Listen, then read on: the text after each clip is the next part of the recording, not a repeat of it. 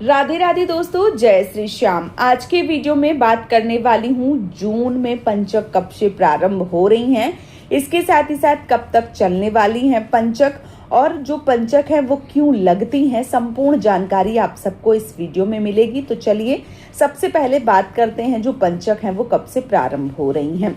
तो जून में पंचक प्रारंभ हो रही हैं शनिवार 6 जून को शाम को 7:03 पर, और जो पंचक हैं वो आपकी समाप्त हो जाएंगी 11 जून दिन गुरुवार को सुबह 8:16 पर। तो ये 5 दिन पंचक रहेंगी 6 तारीख से लेकर 11 तारीख तक जून में। और ये पंचक के दौरान आपको किसी भी प्रकार का कोई भी शुभ कार्य नहीं करना होता है। इस बात का विशेष रूप से आपको ध्यान रखना होता है। पंचक जो है वो कब लगता है, तो पंचक तब लगता है जब चंद्रमा घनिष्ठा से लेकर रेवती नक्षत्र तक रहता है, तब तक जो पंचक है वो लगता है। पंचक क्या होता है, तो हिंदू ज्योतिष में पंचक एक विशेष काल माना जाता है। जब चंद्रमा लगातार 5 नक्षत्रों में भ्रमण करता है तो उस अवधि को पंचक कहते हैं। ये जो नक्षत्र हैं वो कौन कौन से होते हैं, तो पहला है घनिष्ठा, दूसरा है सतभिजा, तीसरा है पूर्वा भाद्रपद, चौथा है उत्तरा भाद्रपद और 5वां है रेवती। इन 5 नक्षत्रों के दौरान कई शुभ कार्यों को करने की कार्यों को करने से बचने की सलाह जो है वो दी जाती है। इसलिए इस सावधानी को आपको जरूर समझना चाहिए। पंचक महत्वपूर्ण क्यों है, तो ज्योतिष शास्त्र के अनुसार पंचक के समय चंद्रमा कुंभ और मीन राशि में रहता है। यह समय मानसिक अस्थिरता, अनिश्चितता और बाधाओं को संकेत देता है। इसी कारण नए कार्य शुरू करने से बचते हैं, गृह निर्माण रोकते हैं, दक्षिण दिशा की यात्रा टालते हैं, लकड़ी और अग्नि से जुड़े कार्य नहीं करते हैं। हालांकि जो कार्य हैं वो अशुभ नहीं होते हैं, हर कार्य अशुभ नहीं होते हैं। सही उपाय और पूजा करने से पंचक के प्रभाव को भी कम किया जा सकता है। यदि बहुत जरूरी कोई काम है तो आप कुछ उपाय करके ये काम जो है वो कर सकते हैं। अब जो पंचक होते हैं वो दिन के अनुसार होते हैं। शनिवार को शाम को पंचक 7:03 से प्रारंभ हो जाएंगे और यह जो समय है ये घनिष्ठा नक्षत्र से शुरू माना जाएगा। इस दिन नए निर्माण कार्य जो है वो आपको टाल देने चाहिए और शुभ और मांगलिक कार्य नहीं करना चाहिए। विवाद आदि से बचना चाहिए, इस बात का आपको ध्यान जरूर करना चाहिए। इसके साथ ही साथ 7 जून को, क्योंकि 6 जून से पंचक जो है वो लग जाएंगी, तो 6 जून को कौन कौन से नहीं कार्य करने चाहिए वो मैंने बता दिया। अब 7 जून का सुन लीजिए। इस दिन पंचक पूरी तरह प्रभावी रहेगा। चंद्रमा सतभिजा नक्षत्र में रहेगा। तो आपको क्या नहीं करना है इस दिन, घर की छत नहीं डलवानी है, लकड़ी नहीं खरीदना है, दक्षिण दिशा की यात्रा नहीं करना है, बड़े निवेश नहीं करना है। क्या कर सकते हैं, तो इस दिन भगवान शिव की पूजा कर सकते हैं, विष्णु भगवान के मंत्रों का जाप कर सकते हैं और हनुमान चालीसा का पाठ कर सकते हैं, ध्यान और साधना कर सकते हैं। अब बात करते हैं 8 जून की। यह जो दिन होता है ये मानसिक तनाव और उलझन देने वाला होता है। परिवार में धैर्य बनाए रखना चाहिए आपको। इस दिन आपको पीपल के वृक्ष के नीचे दीपक जलाना चाहिए, काले तिल का दान करना चाहिए और गरीबों को भोजन करवाना चाहिए। ये आपके लिए सर्वोत्तम रहेगा। बात करते हैं 9 जून की। तो इस दिन पूर्वा भाद्रपद नक्षत्र का प्रभाव रहेगा। ये आध्यात्मिक साधना के लिए अच्छा माना जाता है। इस दिन आप मंत्र जाप, शुभ पूजा पाठ और ध्यान जो है वो कर सकते हैं, ये लाभकारी है। विवाह पर चर्चा जो है वो बिल्कुल भी ना करें इस दिन, गृह प्रवेश ना करें और नया व्यापार शुरू करने से बचना चाहिए। बात करते हैं 10 जून की। 10 जून को उत्तरा भाद्रपद नक्षत्र प्रभावी रहेगा। इस दिन धार्मिक कार्य कर सकते हैं, दान पुण्य कर सकते हैं, विष्णु सहस्त्र पढ़ सकते हैं। इसके साथ ही साथ यात्रा करने से बचना है, नया वाहन खरीदने से बचना है और बड़े आर्थिक निर्णय लेने से आपको बचना चाहिए। अब बात करते हैं 11 जून की, जिस दिन पंचक समाप्त हो रहे हैं।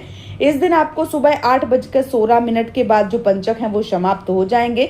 इसके बाद शुभ कार्य कोई भी किसी भी प्रकार के आप कर सकते हैं। सुबह 8:15 बजे के बाद आप 11 तारीख को 11 जून को इसी दिन पंचक समाप्त हो जाएंगी, तो आप कर सकते हैं। ठीक है।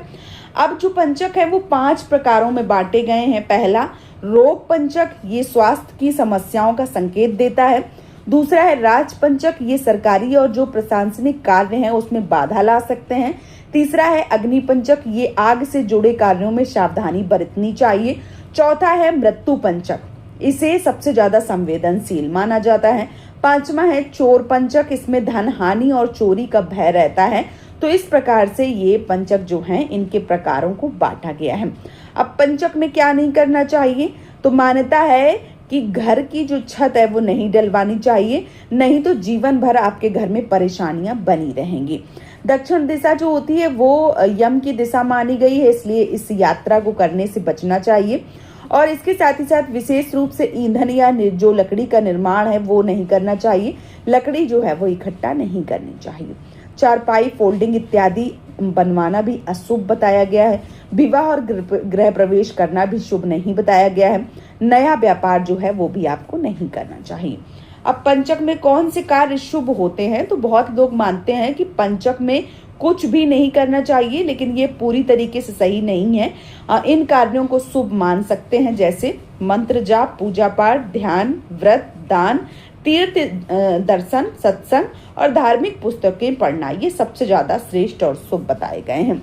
पंचक में मृत्यु होने की कुछ मान्यताएं बताई गई हैं, जैसे हिंदू मान्यता के अनुसार यदि पंचक में किसी व्यक्ति की मृत्यु हो जाती है तो विशेष पूजा अर्चना करवाई जाती है और मान्यता है कि परिवार में पुनः मृत्यु दोष ना हो, जो भय है वो समाप्त हो जाए, इसके लिए कुछ उपाय जो हैं वो भी बताए गए हैं।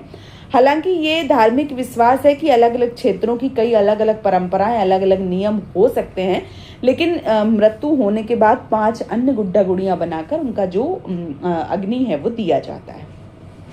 इसके साथ ही साथ पंचक दोष का जो निवारण है वो हनुमान जी की कृपा है। हनुमान जी की जो पूजा है वो है, तो आपको मंगलवार और शनिवार को हनुमान चालीसा का पाठ करना चाहिए, सिंदूर चढ़ाना चाहिए, चमेली के तेल का दीपक चलाना चाहिए। इसका ऐसा करने से पंचक दोष जो है वो समाप्त हो जाता है। महामृत्युंजय मंत्र का जाप कर सकते हैं। ये जो मंत्र है वो बहुत ज्यादा प्रभावी है। और ओम त्र्यंबकम यजामहे सुगंधिम पुष्टिवर्धनम, इस प्रकार का जो मंत्र है वो भी आप 108 बार जो है वो कर सकते हैं।